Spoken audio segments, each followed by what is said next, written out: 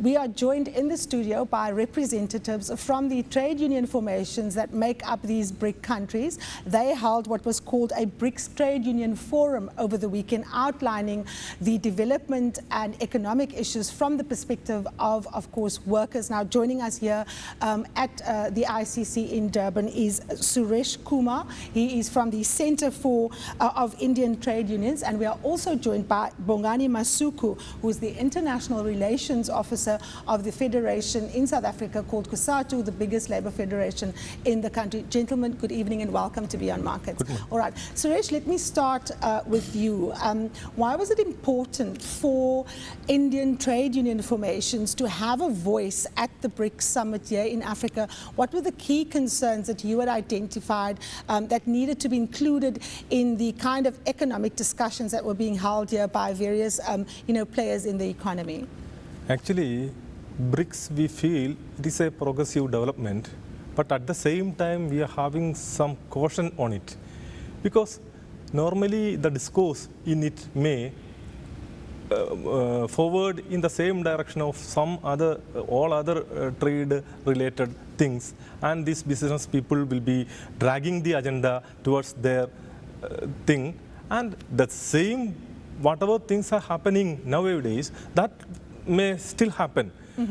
To stall it, there should be some sort of interference from the trade union movement in such a way that what we propose is there should be some voice of the workers and the common people in this sort of summit. It should not be just a mockery of these business people alone. That's the reason why we are also having our discussion with other fraternal trade unions in other nations, and we are forming together to have a trade union forum, and we wish to have some representation in the dialogues inside trade union, these BRICS. Now, Bongani, Suresh is basically articulating a view that COSATU shares, which is that you can't have a discussion around economic development in emerging economies, of course, without social partners such as workers and working class formations, including trade unions. From COSATU's perspective, what are the issues that you've put in the declaration that trade unions have committed themselves to that needs to be looked at by the business and government leaders that gather here for the next 3 days?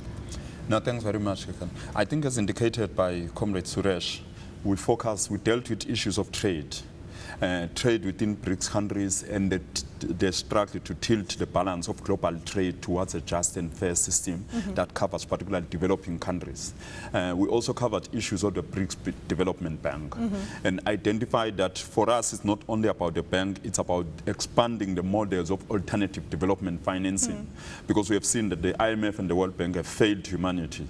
So we need alternative sources of funding. For instance, we went to the discussion about encouraging exchange or trade amongst us in our own currencies, so that the dollar denomination does not determine the patterns of trade in the world. We also, and then lastly, just one last important thing was a critical question of coordination amongst ourselves as a trade union. Suresh, let me bring you in here. This idea that BRICS cannot just emulate other multilateral fora that is in any event skewed in favor of developed countries. To what extent do you believe that the BRICS leaders here will hear that message? Definitely, what extent they will be hearing that I cannot tell, but they should hear this feeling. That is the thing we want to tell. Actually, there are a lot of agreements multilaterally, but these all things are not taken for granted. Everything can be reviewed. For having some review, definitely there should be some voice from the developing world. And this developing world, not only BRICS, we are not confining just on the BRICS. Actually, BRICS countries should evolve other developing countries, region-wise, all the counterparts, they have to converge such a way that these all agreements can be reviewed in favor of the developing countries. So essentially you're arguing for the developing South to come together beyond just the BRICS countries? Yes, definitely. It should come together. And this BRICS should act as a core point for that coming together. Bongani, let me bring you in here. The idea that workers in all these countries need to come together, of course the conditions differ in the BRICS countries. We know in South Africa there's a very healthy social compact. In other countries perhaps not so healthy. If we look at a place like China, for example, where there are not that many trade unions, where there's not necessarily free political activity. Did the summits that you held address the various conditions of workers, particularly as it relates to their rights, but also issues around things like safety, for example? We know massification in the economy happens in many of these countries where little regard is paid to questions of safety of workers, standards and norms that need to be applied. No, absolutely. We covered the whole range. The fact that this is not development without human development. Workers are part of humanity. And the reason why we call for a different model, in fact, the emphasis, for instance, from the Brazilian comrades and all of us, was that we must not only look at economic development, we must look at social and human development.